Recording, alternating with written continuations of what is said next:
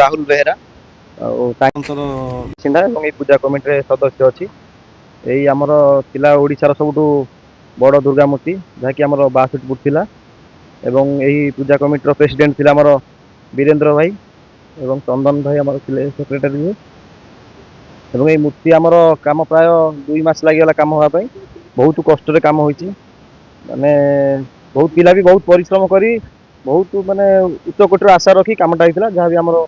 ହୋଇଥିଲା ଯାହା ବହୁତ ଆମେ ଖୁସି ଲାଗିଲା ଆମକୁ ସକ୍ସେସଫୁଲ ବି ଆମେ ହେଇଗଲୁ ବହୁତ ମାନେ ଯେତେ ସବୁ କାର୍ଯ୍ୟ ହେଲା ସବୁ କାର୍ଯ୍ୟରେ ଆମେ ସକ୍ସେସଫୁଲ ପାଇଲୁ। କୌଣସି ପ୍ରକାର ସହାୟତା ମିଳିନି କିନ୍ତୁ ଆମ କମିଟି ତରଫରୁ ଆମର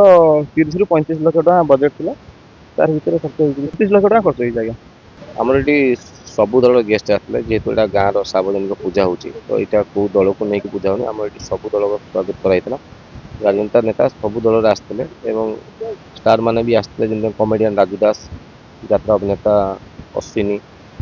ଆଉ ଆପଣଙ୍କର ନାଲିଆମ୍ବରେ ପରିଚିତ ଯେଉଁ ଭାଇ ସେ ଅଛନ୍ତି ଏବଂ ମନ ଭିତରେ ଆମର ଏତେ ବଡ଼ ଶାସନ ଥିଲା କିନ୍ତୁ ଆମର ଯିଏ ସଭାପତି ଅଛନ୍ତି ତାଙ୍କର ଗୋଟେ ଇଚ୍ଛା ଥିଲା କି ମା ତାଙ୍କୁ ସ୍ୱପ୍ନେଇ ଥିଲେ କି ତାଙ୍କୁ ଆସିଥିଲେ ଇଚ୍ଛା ଥିଲା ତାଙ୍କ ସେଠୁ ତାଙ୍କ ସହଯୋଗରେ ଏବଂ ସମ୍ପାଦକ ଆମର ଯିଏ ସବୁ ଚନ୍ଦନ ଜେନା ତାଙ୍କ ସାହାଯ୍ୟରେ ପିଲାମାନଙ୍କୁ ସବୁ ସମସ୍ତେ ବହୁତ ପ୍ରକାର ସାହାଯ୍ୟ କରିଛନ୍ତି ତାଭଳି ଆମେ ସକ୍ସେସ୍ ହେଇକି ଥରେ ଆରମ୍ଭ କରିଦେଇଛୁ ମାନେ ଆଗାମୀ ଦିନରେ ବହୁତ ଆଠୁ ବଡ଼ କରିବୁ ବୋଲି ଆମ ସଭାପତି ଏବଂ ସମ୍ପାଦକ କହିଛନ୍ତି। ଆମ ଟାର୍ଗେଟ୍ ଅଛି 100 ଫୁଟର ଆମେ କରିବୁ ଆମ ଟାର୍ଗେଟ ନିଶ୍ଚୟ ଫୁଲ ଏଇଟା କି ଆମର ରବିବାର ଦିନ ଅଛି ଆସନ୍ତା କାଲି ଏଇଟା ସନ୍ଧ୍ୟାବେଳେ ପାଣି ସ୍ପ୍ରେ ହେଇକି